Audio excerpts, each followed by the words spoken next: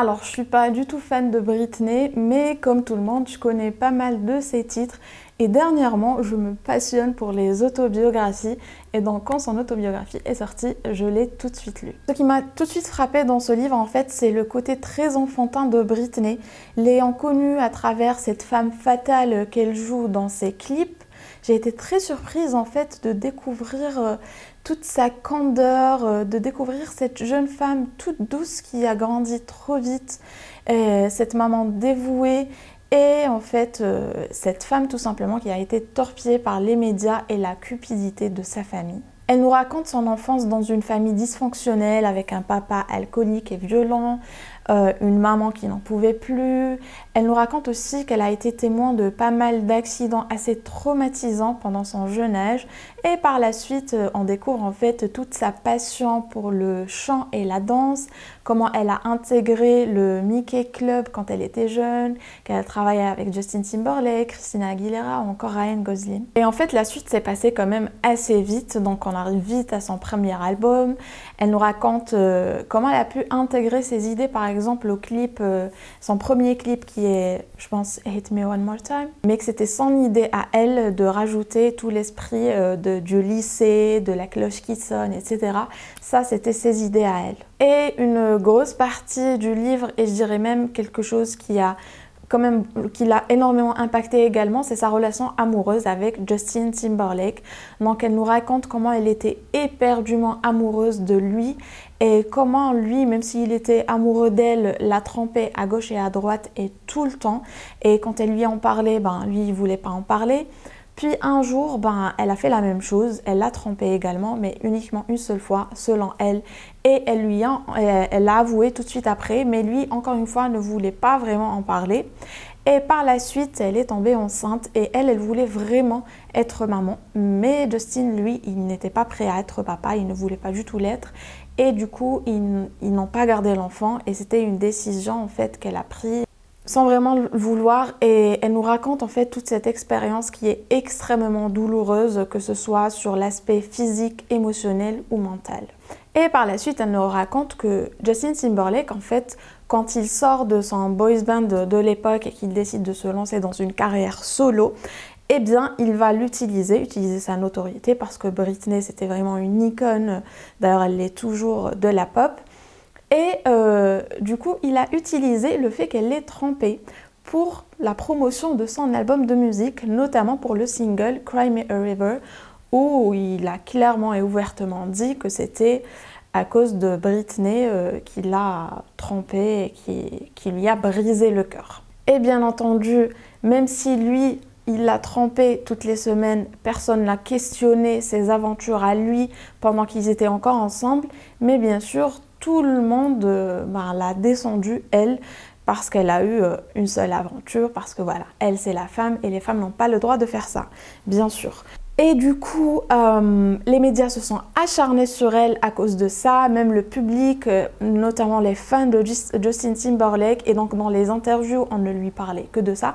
Donc elle est passée, en fait, elle le dit, elle en parle beaucoup, au début de sa carrière.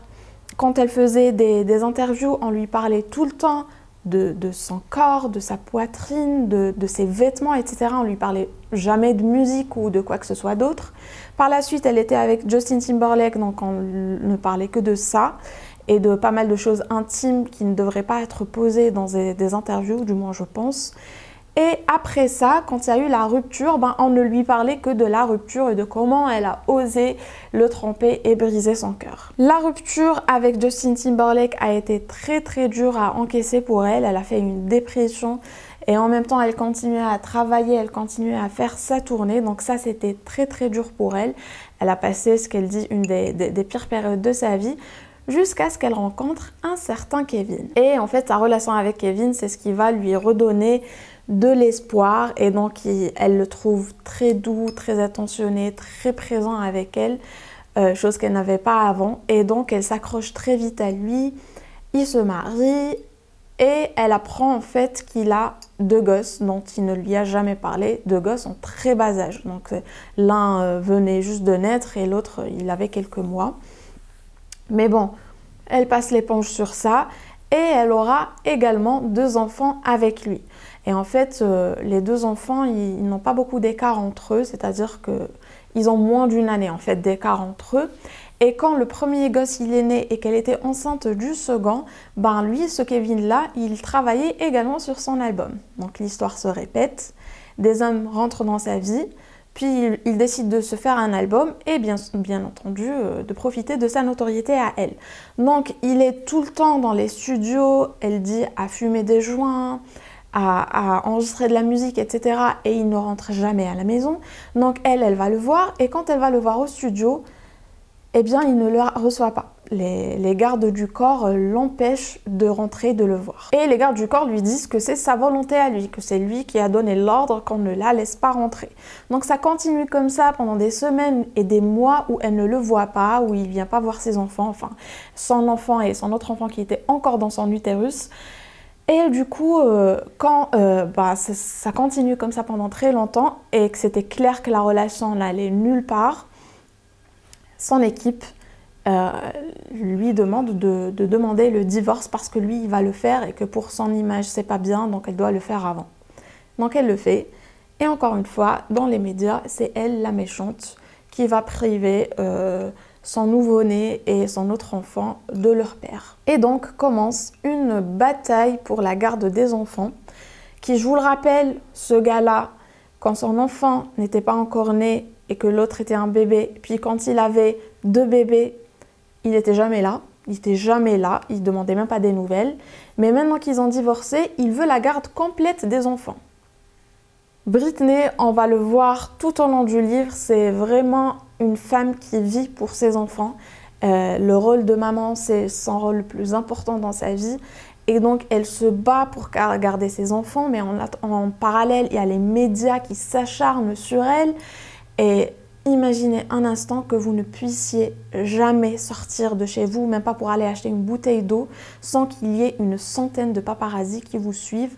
Et non seulement ils la suivent, ils la harcèlent, mais ils lui répètent tout le temps plein de choses, par exemple sur le fait que les médias disent que c'est une mauvaise maman, donc ils lui disent tout le temps qu'elle est une mauvaise maman, qu'est-ce qu'elle a à dire par rapport à ça, qu'elle est une mauvaise... En fait, qu'elle a toujours le rôle de la méchante dans les relations, donc on la harcèle tout le temps. Et en parallèle, il y a la pression par rapport à ses albums, par rapport à sa musique, le divorce, son ex qui demande qu'elle paye pas mal de choses, le fait qu'il veuille prendre ses enfants. Et donc, c'est là qu'elle commence à péter les plombs, ce qui est tout à fait compréhensible en fait. Et les médias, on en fait tout un tas en disant qu'elle avait des maladies mentales, qu'elle se droguait, etc. Selon elle, dans le livre, elle atteste ne s'être jamais droguée. Elle dit qu'elle ne prenait jamais de drogue. Elle a pris quelques tranquillisants, je pense, mais c'est tout. Elle dit qu'elle ne s'est jamais droguée, mais que dans les médias, on disait qu'elle était droguée. Regardez qu'est-ce qu'elle fait, regardez qu'est-ce qu'elle fait. Et puis arrive le fameux truc où elle se rase les cheveux. Et en fait, elle dit que tout simplement, pour elle, se raser les cheveux, c'était de dire merde à tout le monde. Parce qu'elle en avait marre, en fait, elle n'en pouvait plus de toute cette pression, de tous ces yeux qui étaient sur elle, de toutes ces batailles qu'elle était en train de mener. Et à un certain moment, elle s'est dit, mais merde, voilà, je veux que ça s'arrête, je veux dire merde à tout le monde. Et c'était aussi parce que ses cheveux étaient une très très importante partie de son image, on ne cessait de le lui répéter. Et donc pour elle, c'était une manière aussi de dire « je ne vous appartiens pas, mon corps m'appartient et je fais ce que je veux ». Mais ça n'a pas eu l'effet escompté, bien au contraire, c'est là qu'on s'est encore appuyé encore plus sur le fait qu'elle a perdu la tête et qu'elle n'est pas du tout en fait apte à avoir des enfants, tout simplement. En fait, on disait tout le temps que c'était une mauvaise maman. Alors imaginez pour une maman qui est très sensible, qui se dévoue vraiment pour ses enfants, qu'on lui dise sans cesse que c'est une mauvaise maman, moi j'imagine que ça doit faire quelque chose au nerf. Hein. Et c'est là que vient son papa. En fait, c'est là que son papa profite pour demander la tutelle en disant que voilà, Britney, elle a perdu la tête, qu'elle n'était plus capable de faire quoi que ce soit. C'est-à-dire qu'elle ne pouvait plus prendre des décisions par rapport à sa carrière, par rapport à son argent, qu'elle ne pouvait plus gérer son argent. Mais la tutelle qu'il a eue, en fait, c'est une tutelle complète où on la donne aux gens qui ne sont même plus aptes à se nourrir. C'est-à-dire que lui avait également prenait des décisions par rapport à sa nourriture, même par rapport à la pose de sang stérilé. Donc il a eu cette tutelle par rapport à sa fille, c'est-à-dire qu'elle ne pouvait prendre aucune décision dans sa vie sans passer par lui, c'est-à-dire qu'il décidait de tout, de ses déplacements, de ce qu'elle mangeait, de qui elle voyait, ce qu'elle achetait, tout, absolument tout. Et donc au début elle a essayé de se révolter, mais déjà dès le départ on l'a mise en cure de désintoxication alors qu'elle ne se droguait pas. Mais bon, passons, c'est ce qu'elle dit, donc on n'a pas de preuves, donc on ne sait pas trop qui croire. Mais par la suite elle dit qu'elle a vite compris que si elle fait tout ce que son père demande, si elle est la gentille fille qui fait exactement ce qu'il veut, il la laisse voir ses enfants.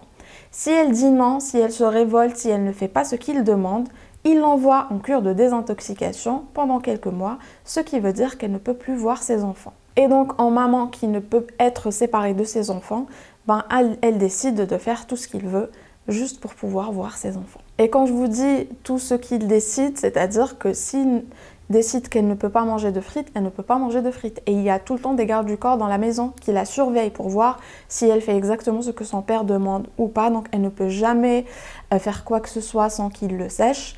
Il lui a enlevé son téléphone, elle n'avait pas de téléphone.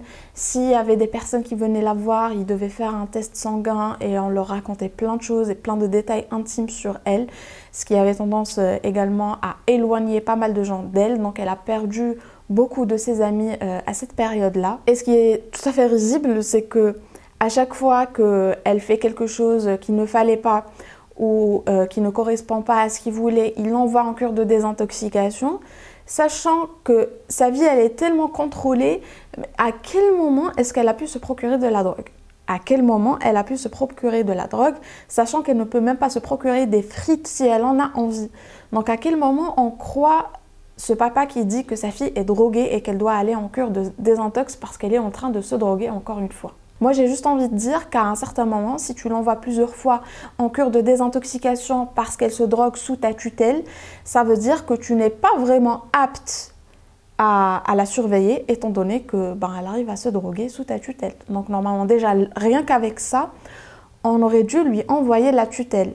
Mais on ne l'a pas fait. Elle a demandé à ce qu'on lui enlève cette tutelle, je pense 2 fois. Les 2 fois, ça a été refusé. Une fois, elle les a suppliés. Elle leur a dit, donnez la tutelle à n'importe qui, c'est pas moi qui choisis. Choisissez absolument n'importe qui sur cette terre, juste pas mon père. Et ils ont refusé et il a gardé la tutelle. Et ce qui est d'autant plus saugrenu, c'est que son père, en fait, il est alcoolique. Il a toujours été alcoolique, il a quelques maladies mentales. Donc lui, à la base, il n'est pas apte à avoir la tutelle de sa fille. Mais en même temps, il l'a parce que sa fille, elle est incapable même de se nourrir elle-même. Mais on la voit sortir des albums, tourner des clips, faire des tournées. Pour ça, ouais, elle est capable. Elle est capable de faire tout ça, mais elle n'est même pas capable de se nourrir. Donc je ne vois pas où était la logique de tout ça, mais on apprend aussi que c'était tout un système corrompu. C'est-à-dire, elle parle d'une, je ne sais pas si c'est une organisation ou des personnes, ou j'ai pas trop compris, il faut que je fasse des recherches sur ça. Mais apparemment, il y avait des personnes qui avaient un pourcentage de ces gains, et ces personnes, c'est eux qui faisaient que son père avait la tutelle. Et donc cette tutelle, je ne sais pas combien de fois j'ai dit ce mot pendant cette vidéo, elle a duré 13 ans, pendant lesquels son père décidait des moindres détails de sa vie. En fait, elle était la prisonnière de son père. Non seulement elle ne pouvait ni aller où elle voulait, elle ne pouvait pas conduire, elle ne pouvait pas manger ce qu'elle voulait, mais elle ne pouvait pas non plus décider de ce qu'elle chantait. C'est-à-dire, il y a un certain moment où elle faisait des scènes, des soirées, tous les soirs à Las Vegas pendant je ne sais pas combien de mois, et à un certain moment elle n'en pouvait plus des titres qu'elle répétait tous les soirs, et du coup elle les suppliait de changer au moins 1 ou 2 titres pour que ça l'inspire un petit peu, mais son père disait non, et donc toute l'équipe disait non, et elle était obligée de continuer à chanter exactement les mêmes chansons tous les soirs pendant des mois. Par exemple, une fois où elle était vraiment fatiguée, elle avait juste hâte que les vacances arrivent parce qu'elle avait des vacances chaque année. Et son père a décidé que non, que cette année, elle n'aura pas de vacances. Et elle n'a pas eu de vacances. Et par-dessus le marché, son père, il était très abusif. Ce qu'il lui disait, c'est hallucinant. Vraiment, ça m'attriste qu'un père puisse avoir ce genre de propos envers sa fille. Il lui disait qu'elle était moche, qu'elle était grosse, qu'elle ne valait rien du tout. Il lui disait vraiment des horreurs. Et je trouve vraiment ça terrible qu'un papa puisse avoir de tels propos envers sa fille. Genre, même si ce qu'il lui a fait, c'était horrible, mais le fait qu'il puisse lui dire ça en face, franchement, c'est horrible. Et aussi, elle a une mère, un frère et une soeur. En fait, son frère, elle en parle dans leur enfance, mais après, elle ne le mentionne plus. Donc, je ne sais pas trop qu'est-ce qui s'est passé avec son frère. Elle ne le mentionne plus à l'âge adulte. Elle mentionne sa sœur. Elles ont une relation un petit peu compliquée, mais en tous les cas, ni la maman ni la sœur ne la soutiennent dans tout ça. Bien au contraire, elles ont énormément profité de tout ça. En fait, sa maman a écrit un livre. Elle faisait des interviews tout le temps, sa sœur aussi faisait beaucoup d'interviews et notamment pas mal de ses proches, elle ne les a pas nommés. Mais beaucoup de personnes ont profité en fait de cette période où tous les médias s'acharnaient sur Britney pour sortir et dire « Oh là là, on ne sait pas qu'est-ce qui est arrivé à notre petite Britney », alors qu'ils savaient très bien qu'est-ce qui se passait et eux ne faisaient rien pour la soutenir. Et une des dernières cures de désintoxication qu'elle a faites pendant sa tutelle, rappelons-nous, où elle a pu par miracle se procurer des drogues, en fait la cause c'était qu'elle prenait des compléments alimentaires. Elle est allée en cure de désintoxication parce qu'elle prenait des compléments alimentaires. Ouais, vous avez bien entendu. Et en fait, la vraie raison pour laquelle elle est allée en cure de désintoxication, comme je vous ai dit, c'est une punition pour ne pas voir ses enfants, c'est parce qu'ils étaient en train d'apprendre une nouvelle chorégraphie. N'importe quoi, pourquoi je l'ai dit comme ça?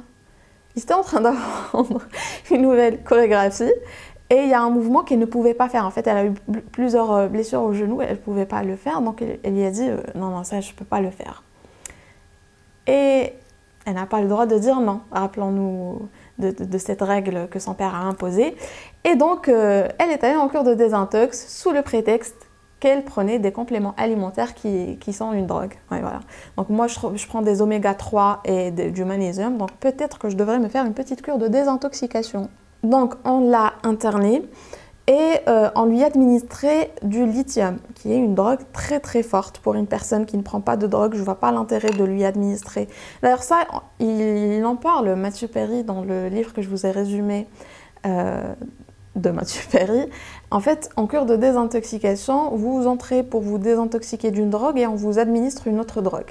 En fait, c'est comme ça que ça se passe. Et donc, cette drogue la rendait léthargique. Elle ne savait pas quel jour on était. Elle était vraiment tout le temps la tête dans les vapes. Et un jour, il y a une infirmière qui l'appelle, qui lui dit « Viens voir ce qui se passe sur Internet ».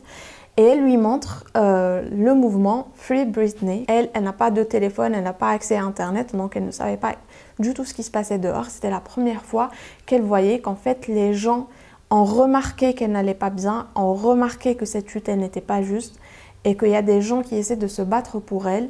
Et c'était un point de sa vie où elle n'en pouvait plus, où elle avait vraiment touché le fond, où elle ne voyait plus en fait l'intérêt de continuer sa vie n'avait plus aucun sens en fait. Elle vivait juste pour ses enfants et quand elle a vu ça, c'était vraiment le coup de boost dont elle avait besoin pour essayer de reprendre sa vie. Donc elle fait les démarches nécessaires, je vous épargne les détails, vous les lirez si vous lisez le livre, mais elle arrive à se détacher de cette tutelle et à reprendre sa liberté. Maintenant, elle dit que tout ce qu'elle veut, en fait, depuis qu'elle a repris sa liberté, c'est de vivre tranquillement avec ses deux enfants, ses deux garçons et son mari. Donc apparemment, ils ont une très belle relation et elle veut juste vivre avec eux tranquillement. Elle n'a pas envie de refaire de la musique tout de suite parce que voilà, toutes ces années sous l'oppression de son papa, ça a vraiment tué sa créativité et donc elle a vraiment envie de prendre du temps pour se ressourcer et revenir avec de nouvelles chansons, un nouvel album. Personnellement, je n'étais pas trop au courant pour le truc de la tutelle, etc. Comme je vous l'ai dit, je ne suis pas fan, donc je ne suivais pas forcément qu'est-ce qui arrivait dans sa vie. Et généralement, je ne suis pas qu'est-ce qui arrive, enfin ce que les médias disent des stars. Mais par contre, quand le documentaire Free Britney est sorti, je l'avais regardé, c'est là que j'ai appris qu'en fait, elle était sous la tutelle de son papa pendant 13 ans. Et je trouve ça absolument ahurissant qu'une telle chose puisse arriver de nos jours et à une personne aussi connue que Britney Spears, sachant qu'elle avait un avocat commis d'office et on lui disait non, non, tu peux pas changer d'avocat, t'as pas le droit, c'est l'avocat que tu auras et tu peux pas changer. Et je veux dire, mais pendant 13 ans, à aucun moment il y a eu une personne qui lui a dit Ben non, en fait, tu peux changer d'avocat. J'imagine que c'est pas une information si difficile à avoir. Quelqu'un dans son entourage, pas dans sa famille, qui tirait de l'argent de sa misère, mais je veux dire, je sais pas, son amoureux, celui avec qui elle s'est mariée, ce photographe, ou les danseurs avec qui elle était proche. Il n'y a pas une personne qui est allée chercher l'information pour savoir si vraiment elle pouvait ou ne pouvait pas changer d'avocat. Moi, je trouve ça vraiment très bizarre. Parce que c'est seulement quand elle a su qu'elle pouvait finalement changer d'avocat et qu'elle l'a changé, qu'elle a pu faire les démarches nécessaires et se débarrasser de cette tutelle qui, rappelons-nous, il y avait plein de manigances, plein de personnes qui étaient payées pour que lui puisse avoir la tutelle et donc puisse avoir encore plus d'argent étant donné qu'il avait le pouvoir sur tout l'argent qu'elle gagnait. Ce que je ne comprends pas non plus, c'est que son père et ses complices ne soient pas punis. En fait, pendant toutes ces années, ils l'ont privée de toutes ses libertés. Elle ne pouvait ni avoir de téléphone, ni conduire, ni aller où elle voulait. Il la faisait travailler sans relâche, prenait tout son argent. Elle ne pouvait même pas s'acheter des vêtements ou se faire poser ou enlever son stérilet sans que son père dise oui ou non. Et à la fin, ils s'en sortent comme ça, ils ne sont pas punis, tout le monde fait sa vie. Moi, ça, je ne comprends pas. Moi, je trouve que son père, tous ses complices, devraient vraiment être punis d'une manière ou d'une autre pour ce qu'ils lui ont fait. Je trouve sa famille, notamment sa mère et sa sœur, ce qu'elles lui ont fait, c'est juste immonde et inhumain. Pendant sa tutelle, pendant un certain temps, on l'isolait, elle les appelait, elle les suppliait pour qu'ils viennent la voir ou pour qu'elle puisse aller les voir parce qu'elle était tellement seule. Et eux, ils ne voulaient rien savoir en fait. À aucun moment, ils ne l'ont soutenue. Ils ont juste profité de sa notoriété, puis ils ont profité de sa misère. Et je trouve ça immonde de faire ça à sa propre sœur ou à sa propre fille. Elle dit que, elle parle surtout de sa sœur, elle dit qu'elle lui pardonne et que c'est toujours sa sœur. Je suis désolée. Moi, si ma sœur me faisait un truc pareil, je suis pas sûre.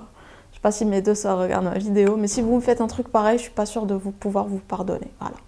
Enfin bref, après avoir lu ce livre, j'ai une toute autre image de Britney. Vraiment, je vois juste maintenant une artiste passionnée, une maman dévouée et une personne toute douce vraiment qui veut juste aimer et être aimée. Et c'est pour ça que j'aime beaucoup lire les autobiographies à présent, parce qu'on découvre vraiment la personne, mais on découvre aussi ce qu'elle a pu traverser, chose dont on n'a pas idée en fait. Quand on voit Britney et tout ce qu'elle a fait, on se dit ouais, comme Matthew Perry, hein, on se dit qu'ils ont eu une vie très facile, qu'ils ont eu tout ce qu'ils voulaient, mais au final on se rend compte que non. Et surtout on se rend compte que eux finalement ce qui les rend les plus heureux, surtout pour Britney par exemple, elle disait que les moments les plus heureux de sa vie c'était quand elle faisait la sieste tranquillement avec ses deux fils. Alors, quand on voit tout ce qu'elle a pu accomplir dans sa vie, de voir qu'un truc aussi commun, aussi anodin, aussi simple puisse être le moment le plus heureux de sa vie, ben ça réconforte parce qu'on se dit que finalement, nous on se dit toujours que ouais, il faut faire de grandes choses pour être heureux, mais c'est les petites choses du quotidien qui font vraiment les moments heureux de notre vie. Bref, j'arrête de parler, j'espère que ce résumé de l'autobiographie de Britney, La femme en moi, vous a plu. Si vous avez une autre autobiographie que vous voulez que je lise et que je vous résume pour que vous n'ayez pas à le faire ou pour que vous sachiez si ça en vaut la peine ou pas, n'hésitez pas à me dire ça dans les commentaires, je me ferai un plaisir de les lire. Comme je vous ai dit, cette année je me suis découverte une vraie passion pour les autobiographies, donc j'espère que cette vidéo vous a plu. Si c'est le cas, mettez un j'aime et partagez, ça m'aiderait énormément. Si vous n'êtes pas encore abonné, abonnez-vous pour ne pas manquer mes prochaines vidéos et on se retrouve la semaine prochaine pour une nouvelle vidéo.